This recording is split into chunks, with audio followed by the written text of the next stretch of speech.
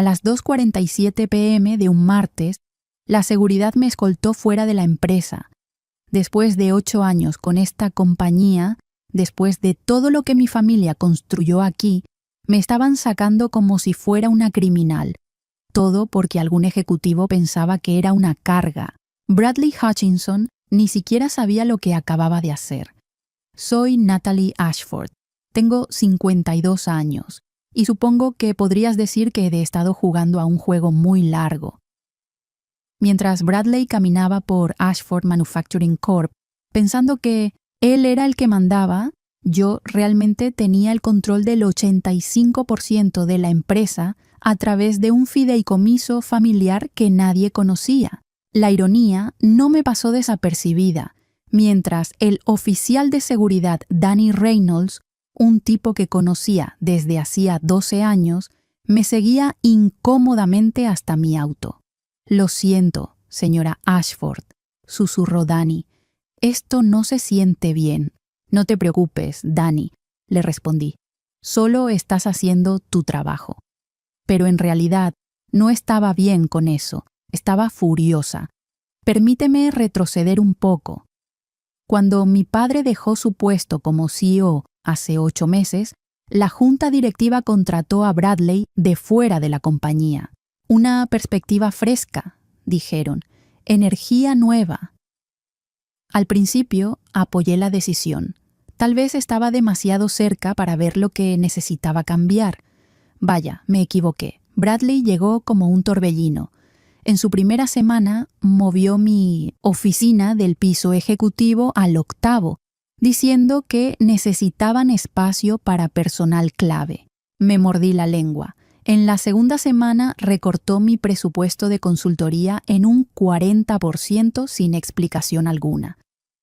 En la tercera semana comenzó a despedir a personas que llevaban décadas con nosotros. Ese debió haber sido mi primer indicio. Ashford Manufacturing no es una compañía cualquiera. Hemos sido una empresa familiar desde que mi abuelo la fundó en 1963. Empezó con 6 empleados fabricando piezas para equipos industriales en un almacén alquilado en el lado sur de Chicago. Hoy en día estamos generando $850 millones anuales y contamos con 2.800 empleados en 4 instalaciones. El secreto de nuestra estructura de propiedad tiene su origen en la paranoia de mi abuelo sobre los intentos de adquisiciones hostiles en los años 80. Él creó un fideicomiso complejo que mantiene la propiedad mayoritaria completamente privada. Según lo que se sabe, incluyendo a Bradley, la junta directiva y la mayoría de nuestros ejecutivos, yo solo soy Natalie Ashford, consultora senior de operaciones. Solo 4 personas sabían la verdad. Mi padre, nuestro abogado de la familia, James Morrison, nuestra directora financiera Patricia Wells y yo. Eso es todo. Los documentos del fideicomiso están tan bien guardados que ni siquiera la junta directiva sabía sobre la verdadera estructura de propiedad. Podría haber usado mi posición desde el primer día, cuando Bradley comenzó a hacer cambios que no me gustaban, pero quería ver qué tipo de líder realmente era. ¿Respetaría lo que habíamos construido? ¿Le importaría la gente que trabajaba para nosotros? La respuesta se hizo completamente clara durante esos 8 meses. La realidad es que Ashford Manufacturing no era solo una empresa común. Lo que mi abuelo fundó en 1963 no era solo una fábrica, era nuestra herencia, nuestra historia y el legado de generaciones que habían trabajado duro para hacerla prosperar. En aquellos primeros días éramos solo 6 empleados en un pequeño almacén, creando piezas para equipos industriales, pero a lo largo de los años, con esfuerzo, visión y dedicación, se convirtió en un gigante que generaba $850 millones anuales. Recuerdo las historias de mi abuelo sobre cómo luchó contra intentos de adquisiciones hostiles en los años 80. Siempre tenía miedo de que alguien se llevara lo que él había construido, y con razón. Fue entonces cuando ideó el fideicomiso familiar, una estrategia para asegurarse de que la mayoría de las acciones permaneciera bajo control de la familia. Un fideicomiso que, hasta ese momento, nadie conocía más allá de las personas clave: mi padre, nuestro abogado James Morrison, nuestra CFO Patricia Wells y yo. Nadie más sabía de la existencia de este acuerdo, ni siquiera Bradley. Mi padre fue quien continuó el legado, llevándonos de ser una empresa regional a una fuerza de 850 millones anuales. Pero cuando él decidió retirarse y delegar el liderazgo, las cosas comenzaron a cambiar. La Junta, buscando una perspectiva fresca, contrató a Bradley de afuera, alguien con nuevas ideas. De hecho, al principio apoyé la decisión. Pensé que tal vez mi visión se había nublado con los años y que se necesitaba alguien con una mentalidad diferente. Pero no me equivoqué más. Desde el momento en que Bradley llegó, las señales eran claras. En su primer mes, recortó mi presupuesto de consultoría de manera drástica, sin ninguna justificación válida. Movió mi oficina sin previo aviso y comenzó a tomar decisiones sin consultarme ni a nadie de la familia, a pesar de que, según nuestros estatutos, todos los cambios significativos debían pasar por la Junta. Lo más preocupante fue cómo Bradley trató a nuestra gente. Durante su segundo mes, empezó a despedir a empleados que llevaban décadas con nosotros, personas que eran la columna vertebral de esta empresa, aquellas que conocían el negocio, sus procesos y sus clientes mejor que nadie. Fue un golpe directo a la cultura que mi familia había cultivado con tanto esfuerzo. Y aunque me sentí tentada a intervenir desde el principio, decidí esperar y observar. Quería saber si realmente respetaba lo que habíamos construido, si podría equilibrar la innovación con el valor humano que nuestra empresa siempre había representado. Lo que comenzó como una pequeña señal de preocupación pronto se convirtió en algo mucho más grande. Cada semana veía con horror cómo Bradley tomaba decisiones que dañaban lo que mi abuelo, mi padre y yo habíamos trabajado toda nuestra vida para lograr. Y mientras tanto, la junta directiva y la mayoría de los ejecutivos se mantenían al margen, ignorantes de los verdaderos cambios que se estaban produciendo. A medida que pasaban las semanas, Bradley empezó a cambiar cosas que nunca habrían sido cuestionadas en tiempos de mi abuelo. Desde que llegó, su manera de actuar fue siempre muy agresiva. No tenía ninguna comprensión del valor de nuestra cultura, ni de los años de trabajo que habíamos invertido en construir relaciones sólidas, tanto internas como externas. Una de las primeras cosas que hizo fue mover mi oficina del piso ejecutivo al 8º piso. Supuestamente necesitaba espacio para personal clave. Claro, suena razonable en papel, ¿verdad? Pero no lo era. Mi oficina había sido un símbolo de autoridad, un lugar donde podía interactuar con el equipo ejecutivo y tomar decisiones cruciales para el futuro de la empresa. Lo que hizo Bradley fue un acto de poder, una forma de decirme que ya no era importante. Fue humillante, pero aún así decidí no reaccionar impulsivamente. En su segunda semana, recortó mi presupuesto de consultoría en un 40%, sin ninguna explicación. Todo comenzó a sentirse como si estuviera siendo desplazada de mi propio negocio, y ni siquiera podía entender por qué. Si algo me molestó aún más, fue que no hubo ninguna consulta ni con la junta ni conmigo, solo una decisión unilateral que parecía no tener sentido. Y mientras tanto, él seguía caminando por los pasillos con una sonrisa de satisfacción, convencido de que sus decisiones estaban mejorando la empresa. La verdadera alarma sonó cuando comenzó a despedir a empleados que habían sido leales a la compañía durante décadas. Personas que habían contribuido enormemente al éxito de Ashford Manufacturing. A las primeras señales de despidos masivos, me di cuenta de que lo que Bradley estaba haciendo era más que simplemente implementar cambios para mejorar la eficiencia. Estaba destruyendo la cultura de la empresa, pero aún decidí mantenerme al margen, viendo cómo él manejaba la situación. Después de todo, la junta había elegido a Bradley por su enfoque agresivo. Quizá tenía razón en algunos aspectos. Sin embargo, fue entonces cuando comenzaron a aparecer los primeros indicios de la magnitud del daño que estaba haciendo. En su tercer mes, Bradley decidió tercerizar nuestro servicio al cliente. En lugar de mantenerlo dentro de la compañía, optó por externalizarlo a un centro de llamadas en Phoenix, con la promesa de ahorrarnos $2,3 millones anuales. En el papel, parecía una decisión empresarial inteligente, pero en la práctica fue un desastre total. En 6 meses, nuestra satisfacción del cliente cayó un 23%. Perdimos 3 cuentas clave que habían estado con nosotros durante más de 15 años.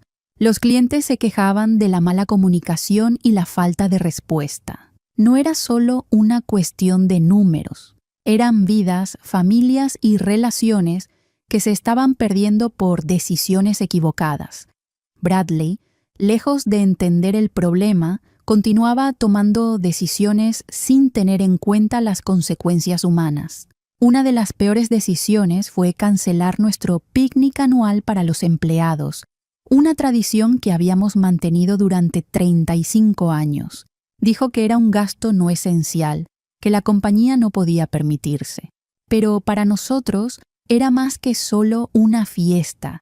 Era una forma de conectar a nuestros empleados y sus familias con la empresa. Fue un golpe devastador para la moral de Ashford Manufacturing.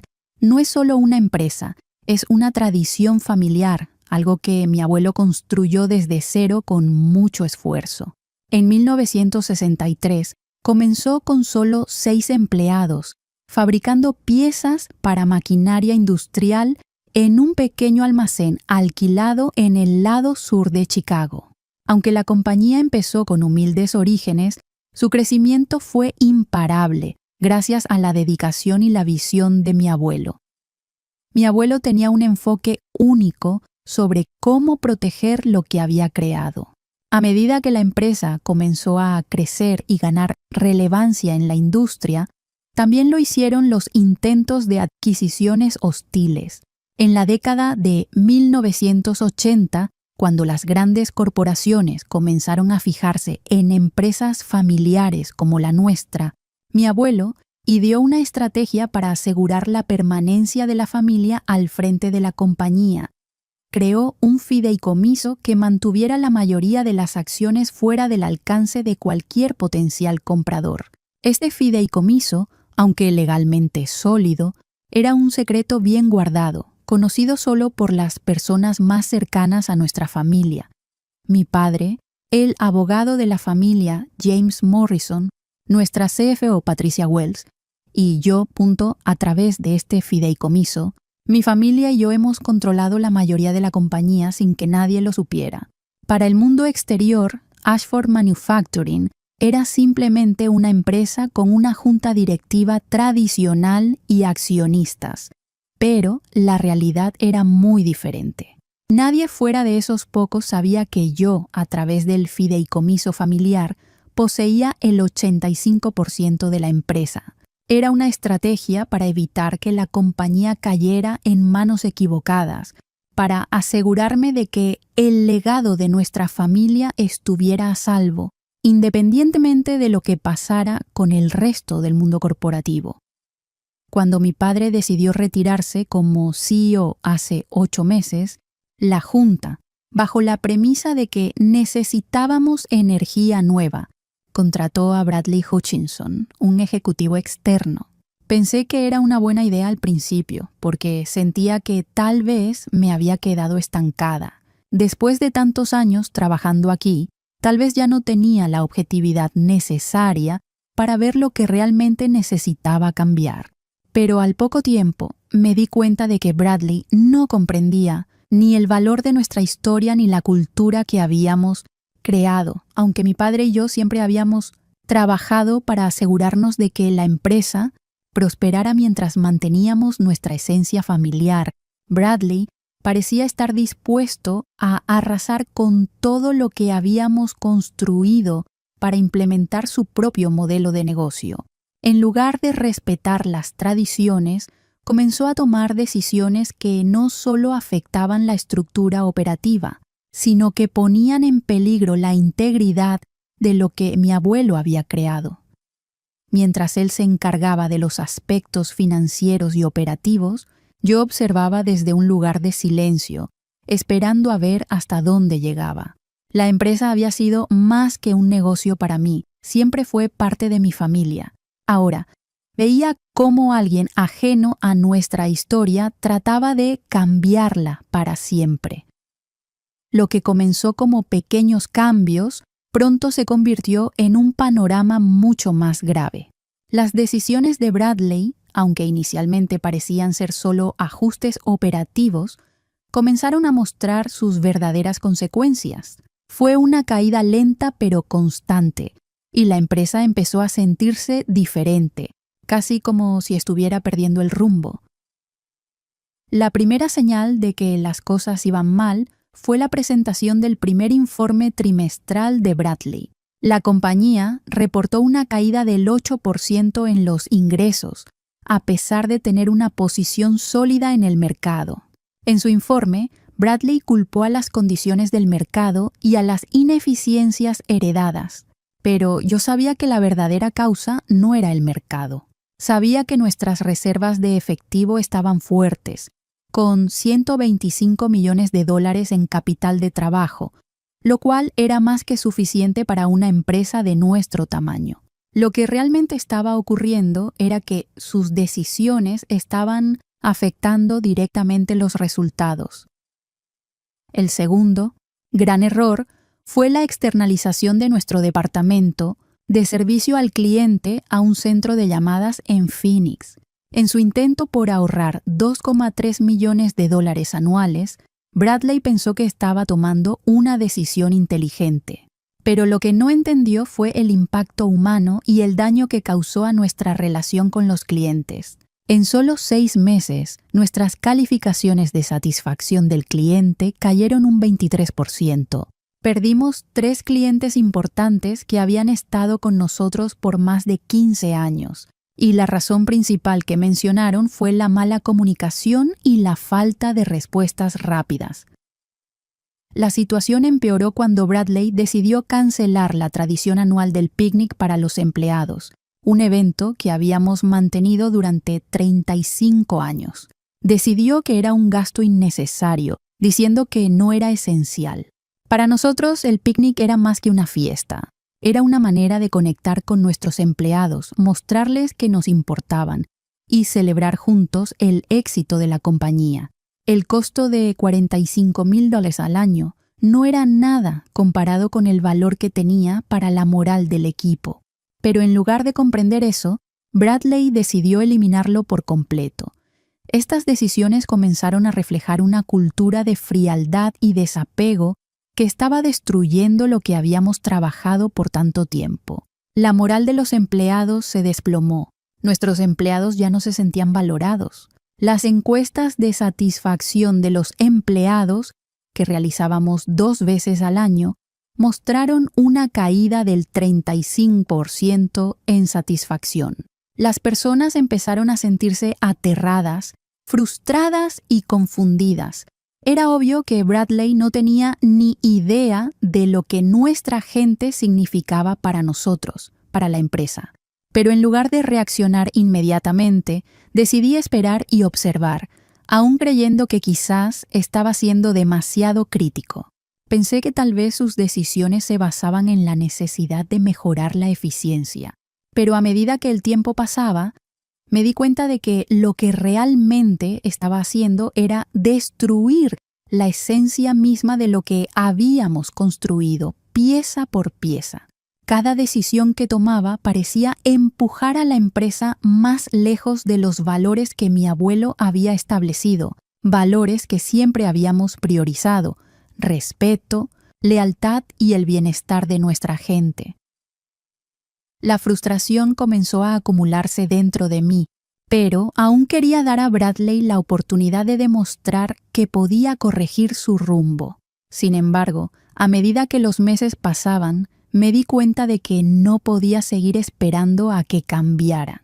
Tenía que tomar medidas drásticas, pero no de manera impulsiva. Mi abuelo siempre me enseñó a ser paciente, a esperar el momento adecuado para actuar, y ese momento había llegado. Era hora de que recuperara el control de mi propia empresa.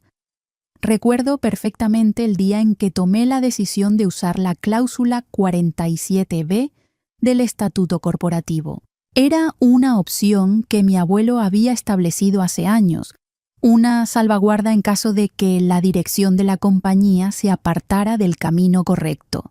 La cláusula 47B permitía que el accionista mayoritario convocara una junta de emergencia y asumiera el control directo si se consideraba que la gestión estaba perjudicando los intereses de la empresa y de los accionistas. Lo que pocos sabían, incluida la junta y Bradley, era que yo, a través del fideicomiso familiar, poseía el 85% de la compañía, y aunque la junta parecía estar de acuerdo con la dirección de Bradley, ninguno de ellos sabía que en realidad la última palabra la tenía yo. La cláusula 47B había sido una pieza clave de la estrategia de mi abuelo para proteger la empresa y asegurar que nuestra familia mantuviera el control. Después de semanas de ver cómo Bradley tomaba decisiones perjudiciales, me di cuenta de que ya no podía quedarme callada. El daño que estaba causando era demasiado grande y era hora de usar la cláusula para poner fin a su mandato. Llamé a James Morrison, nuestro abogado de confianza, y le pedí que organizara una junta de emergencia para ese mismo día. Era hora de actuar. James entendió inmediatamente lo que significaba y comenzó a preparar los documentos necesarios. La junta estaba programada para las 3:00 p.m., justo 3 horas después de que Bradley me despidiera de manera tan despectiva. Durante ese tiempo, trabajé en una presentación que no solo abarcaba mi despido, sino todo lo que había estado sucediendo en los últimos 8 meses. Era hora de revelar la verdad y el daño que las decisiones de Bradley habían causado a la empresa. Esa presentación fue clave. Sabía que las estadísticas hablaban por sí solas. Los ingresos habían caído un 8%. La satisfacción de los empleados se había desplomado un 35% y habíamos perdido 3 cuentas importantes, todo debido a las malas decisiones de Bradley. Mientras tanto, los costos operativos aumentaban y la rentabilidad había caído un 15%. En lugar de hacer recortes inteligentes, como se esperaba, Bradley había despedido a personal valioso para contratar gente menos experimentada, lo que resultó en una mayor rotación y más gastos en capacitación. Era el momento de que Bradley se enfrentara a la verdad. La junta de emergencia que James organizó me daría la oportunidad de recuperar el control y poner fin a su reinado destructivo. A las 3:00 p.m., exactamente a la hora programada, llegué a la sala de conferencias del edificio de Ashford Manufacturing. Al entrar, vi a todos los miembros de la junta ya sentados, mirando fijamente sus documentos. Había Patricia Wells, nuestra CFO, Thomas Gray, el director de Recursos Humanos, Linda Foster de Operaciones, Richard Sterling de Marketing, Margaret Hunt de Legal, Paul Anderson de Finanzas y, por supuesto, Bradley James Morrison, mi abogado y confidente. Ya estaba en la sala con una pila de documentos legales que parecían más gruesos que nunca. Mi corazón latía con fuerza, pero sabía que había llegado el momento. Nadie en la sala tenía idea de lo que estaba a punto de ocurrir. Todos pensaban que este sería otro encuentro más, uno donde Bradley podría explicarse, defender sus decisiones. Pero no era así. Este era mi momento para recuperar lo que era legítimamente mío. Cuando entré, todos me miraron en silencio. Bradley, obviamente incómodo, frunció el ceño al verme entrar. «Nathan», dijo en tono molesto, «no estoy seguro de qué tipo de truco estás intentando aquí, pero ya no trabajas para esta compañía. La seguridad debería haberte escoltado fuera del edificio». Le devolví la mirada sin mostrar ningún temor. «En realidad, Bradley, eso es exactamente lo que necesitamos discutir», respondí, mientras James avanzaba con los documentos legales en sus manos. «James, por favor, si puedes leer lo que tenemos aquí». James abrió el primer documento y, con una voz firme, comenzó a leer. A partir de esta fecha, Nathan William Ashford, actuando como accionista mayoritario de Ashford Manufacturing Corporation, está invocando la cláusula 47B del Estatuto Corporativo. La sala se quedó en silencio absoluto. Podía ver las expresiones de sorpresa y confusión en los rostros de los miembros de la Junta. La mayoría no sabía lo que esto significaba, pero Bradley, que sí lo sabía, comenzó a ponerse nervioso. «¿Accionista mayoritario?», dijo Bradley interrumpiendo a James. «Debe haber algún error. Esto no puede ser cierto. ¿Por qué no me dijeron esto cuando fui contratado? Habría salido a la luz durante la debida diligencia». «Eso es lo que tú crees», le respondí sin levantar la voz, pero con claridad. «El fideicomiso estructural específicamente evita que se revele esta información, excepto en circunstancias como la que estamos viviendo ahora, cuando el accionista mayoritario cree que la gestión está causando un daño material a la empresa». Patricia Wells, que había mantenido el secreto durante años, finalmente habló. «No hay error, Bradley. Nathan posee el 85% de la empresa a través del fideicomiso familiar establecido en 1987. Fue como una bomba que explotó en la sala. La atmósfera cambió instantáneamente. Pude ver cómo las piezas comenzaban a encajar en la mente de todos. Richard Sterling, quien había sido miembro de la Junta durante 12 años, se echó hacia atrás en su silla y soltó una risa baja. «Vaya, eso lo explica todo», murmuró. Bradley, por otro lado, parecía completamente perdido. «Esto es imposible», dijo, con la voz más alta y cada vez más ansiosa. «Me habrían informado sobre esto. No puede ser así». «No, Bradley», le respondí con calma. «Nunca te lo dijeron porque el fideicomiso lo prohibía. Eso fue parte de la protección que mi abuelo implementó para que personas como tú no pudieran hacerle daño a la compañía». El ambiente en la sala estaba completamente cambiado. Ya no se trataba de un enfrentamiento entre mí y Bradley. Era una revelación de la verdadera estructura de la empresa y de la falsa confianza que él había tenido en su poder. A medida que la verdad sobre la propiedad de la empresa salía a la luz, las consecuencias de las decisiones de Bradley comenzaban a ser aún más evidentes. El daño que había causado a Ashford Manufacturing no solo era una cuestión de números, sino que era un ataque directo a lo que mi familia había construido durante generaciones. Las decisiones erráticas que había tomado durante esos 8 meses estaban llevando a la empresa a una caída libre y la mayoría de los miembros de la Junta, que ahora estaban claramente sorprendidos, finalmente comenzaron a comprender la magnitud de la situación. La primera de las decisiones desastrosas fue la tercera externalización de funciones clave de la compañía. Cuando Bradley decidió trasladar todo el servicio al cliente a un centro de llamadas en Phoenix, pensó que estaba tomando una decisión económica inteligente.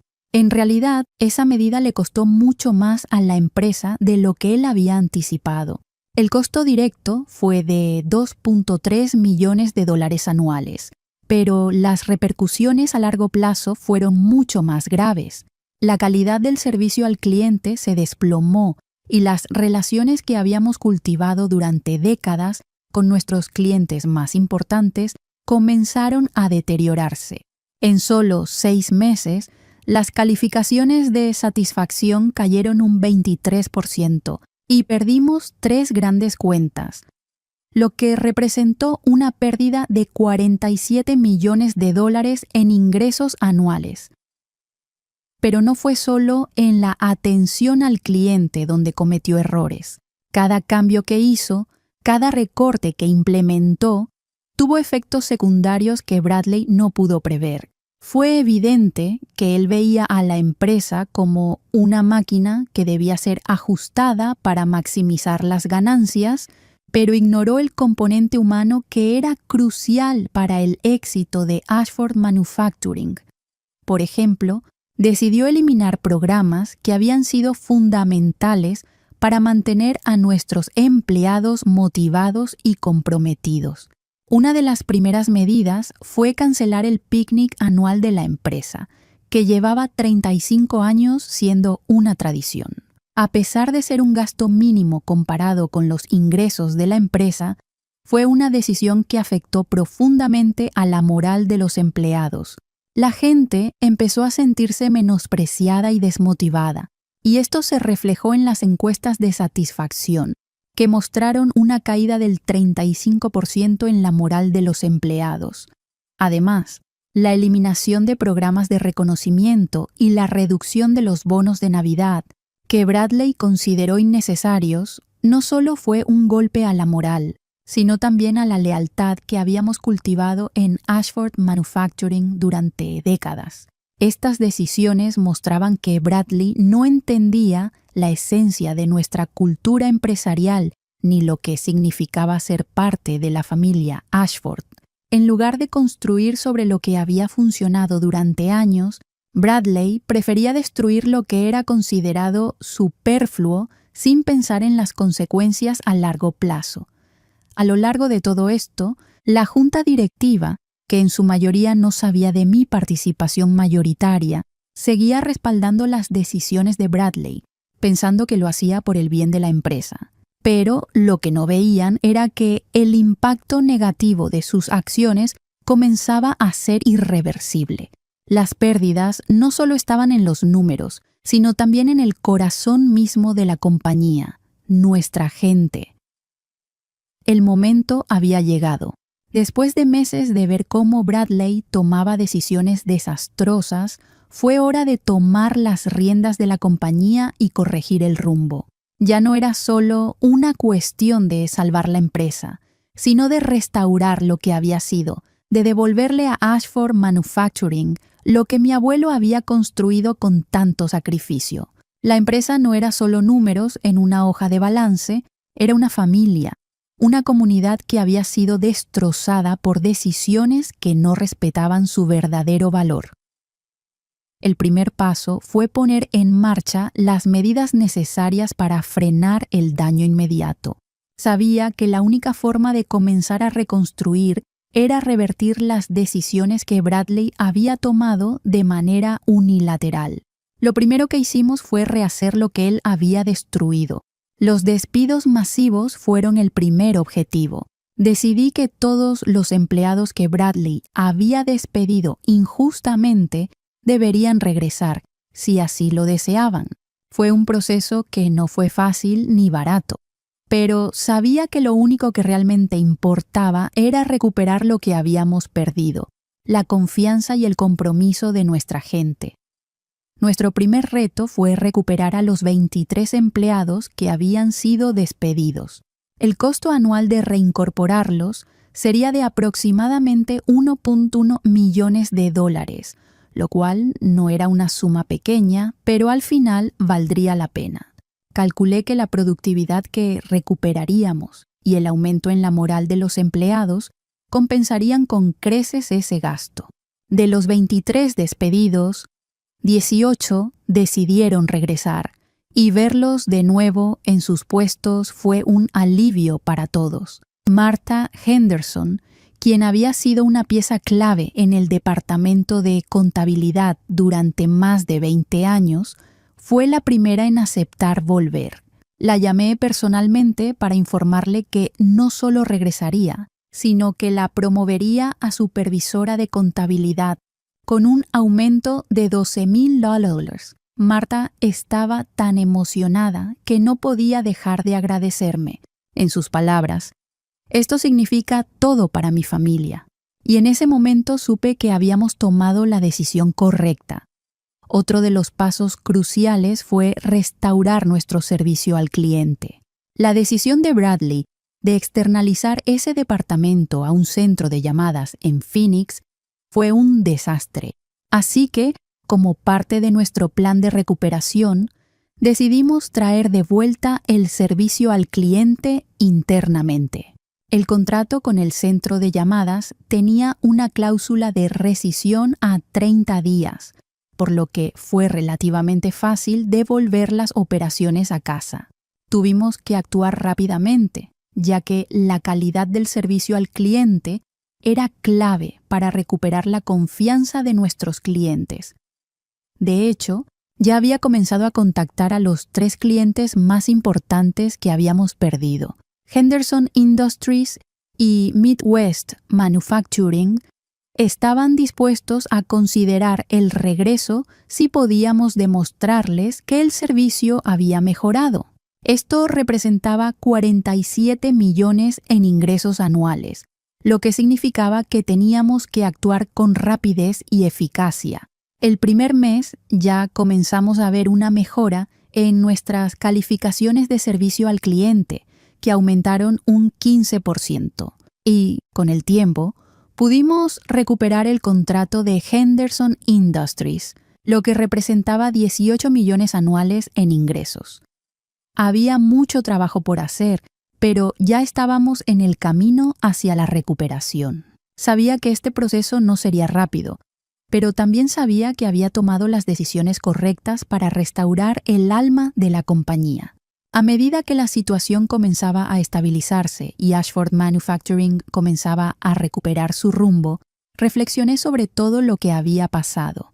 Hubo muchos momentos en los que dudé de la decisión que había tomado al esperar tanto tiempo antes de actuar. La paciencia que había mostrado al principio parecía la mejor opción, pero con el tiempo me di cuenta de que lo más importante no era solo el tiempo, sino lo que aprendí a lo largo de este proceso, cómo el poder no siempre radica en el título que se tiene, sino en saber cuándo utilizarlo y cuándo guardarlo. Mi abuelo siempre me decía que la verdadera fuerza de una empresa no radica en sus activos físicos, sino en sus personas.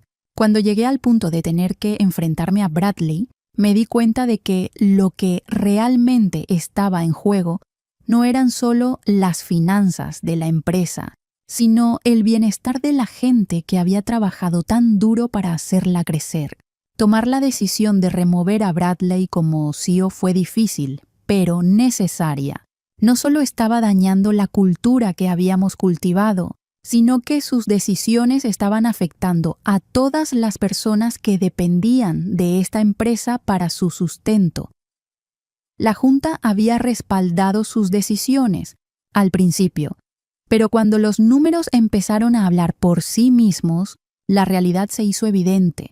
Lo que Bradley no entendió fue que en una empresa como Ashford Manufacturing, las relaciones personales y la confianza mutua entre los empleados son tan importantes como las decisiones estratégicas. No se trata solo de cortar costos o hacer recortes.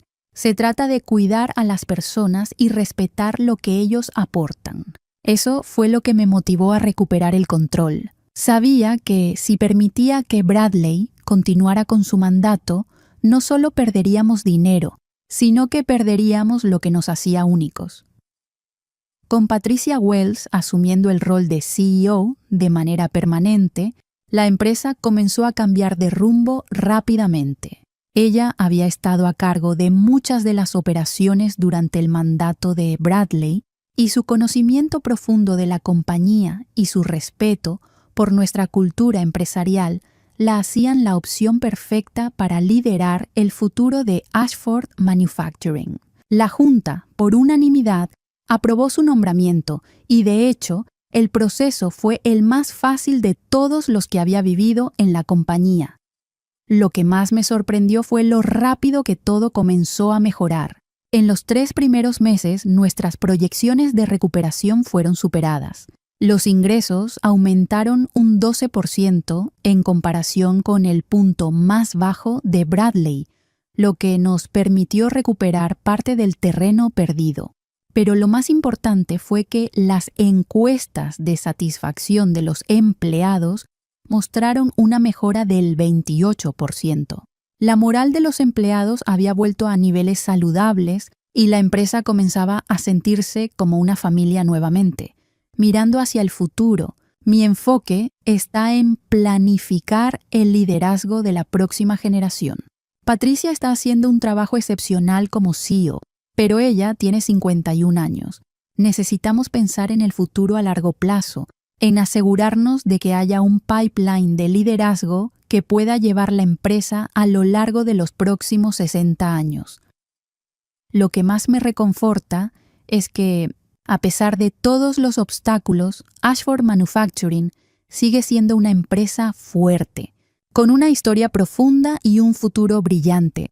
Mi abuelo estaría orgulloso de lo que hemos logrado y también lo estaría de cómo, incluso en los momentos más oscuros, nunca perdimos de vista lo que realmente importa, nuestra gente.